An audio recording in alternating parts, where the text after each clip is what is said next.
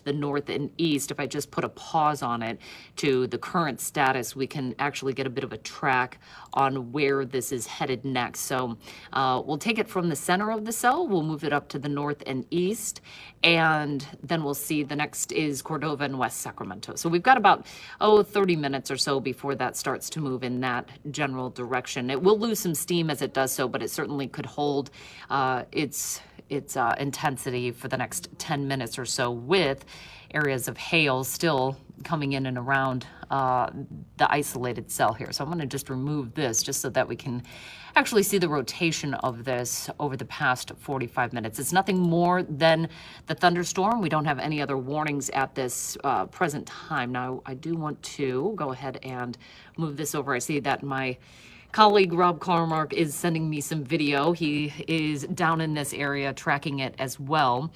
You can follow him at Rob Carmark Weather if you are online right now. He tends to, even on his time off, still be tracking this. I'm hearing from Cindy saying Rancho Murrieta, we have sun peeking out. There's a variety of weather conditions happening right now. That sun actually helps to destabilize our atmosphere and give us this type of thunderstorms, these types of thunderstorms, especially when we have that surface low also. That helps give us the lift that we need to get those towering cumulus clouds going, and certainly the hail signature that we're seeing right now with people reporting penny-size hail in some parts of the valley, particularly just off to the north of the pocket area.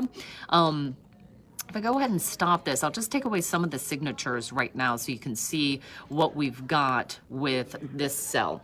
Not the hugest tops that we're seeing with this, but we do have this line right here, right along Freeport Boulevard, where we're seeing some of the tops reaching roughly about 20,000 feet. It's not a tremendously high thunderstorm, but enough, like we said, to create that hail and the lightning that we need. So here you can see how the hail coming down right out of the downdraft here of the thunderstorm. So there's those little ice pellets that get caught up in the updrafts, and then as many times as they go up, if they get heavy enough, they're going to come down to the surface. And with about a 20,000 foot cloud deck here, we are going to see that penny size. So let's bring it back into traditional mode. So we'll go ahead and clear that. I'm gonna bring up this radar once again, put it into motion where you can see there is the cell that we've been tracking here. And I'll put that into motion. Also bring up some of the signatures that we can follow. Certainly the lightning being one of the more dangerous, especially if you're out and about in around the downtown area. And I want to just go ahead and, it's hard, I'm dealing with multiple parts of this radar right now. So we'll put that into motion there. And I'm gonna go ahead and just get out of that for a second and go back in. We'll go ahead and just look at the still image where we can see how this cell is pushing its way northward towards the downtown area. Now it is just gonna skim southern part of the downtown area, but look at how many roadways this is affecting, right along I-5, Highway 99. Oh, this is very interesting right here. This gray part, where you see this little part right here, and let me zoom in just a bit. There's South Sacramento, there's Florin, and if we get just a bit closer there on 99 is getting hammered right now. This is going to be our hail. That's all the hail that Doppler radar indicated that already has fallen. So that's the path of the hail that has already fallen. This is the most dangerous part of the storm. You can see that core right here in the red. And if we go ahead and if I turn it once again on what we're seeing for cloud heights within that part, and again, I apologize for having to move this around while I'm coming to you. We're still at about 20,000 feet. So still looking at this holding together, not intensifying too much, but there's your hail core pressing its way up to the north and east. Not necessarily the same direction that we many times see these storms moving, but because of where the low is placed, that's going to be that counterclockwise circulation. So think of it like a clock if it was moving backwards, not a digital, obviously. But you can see how we're going to go from 6 p.m. to 12 o'clock. So you go from 6 to 12, so you can see how that is rotating around there, pushing towards the downtown area. Now I'm actually hearing we are pretty much right in downtown Sacramento. I've actually heard that rain start to die down ever so slightly, but it's still certainly holding together enough that we're getting the Doppler indicated hail core and the lightning strikes as well. The direction, just again, this is the direction that we're looking at, moving in this direction here. And you can see that when we put the time lapse on this over the past 45 minutes, how the direction is actually moving up to the north and east. Now, we are really hearing this quiet down currently in downtown. Let me go ahead and remove this. It looks like we're starting to see just a bit of decreased intensity from this. But this is going to continue at least for about the next 20 minutes that we're going to see this continue here for downtown Sacramento. Now again, I'll move this over and we'll be able to see it is moving more towards I-5 at this point.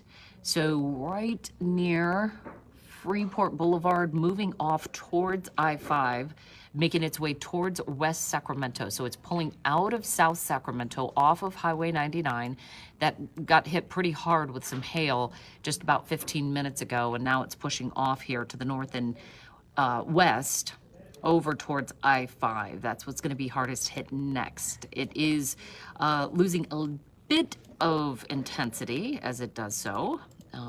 Go ahead and put this on. I still find this fascinating if for those of you that are still just joining us here. See that gray image right there? That is our hail that has already fallen just near Florin and around South Sacramento along Highway 99. And for those of us that have traveled Highway 99, we know how busy that road is anyway. So now we've got this moving over towards Freeport Boulevard, already hitting 160 and then off to I-5 as it continues to make its way just off towards West Sacramento. As I put the loop on here, let me go ahead and take away these arrows. I just wanted to draw that just so that you got the general idea of where this was headed. Because it's not, sometimes we see these move more in a south to easterly fashion. This one's moving around that surface low and moving it into a north and west direction. And you can certainly see that as we put this into motion, remaining just to the south of the downtown core here. But affecting 99, I-5, and dodging the connector. But we have some heavy rain still along Highway 50, particularly dangerous right now because of all the construction that's going on over there. Here's a look at the lightning.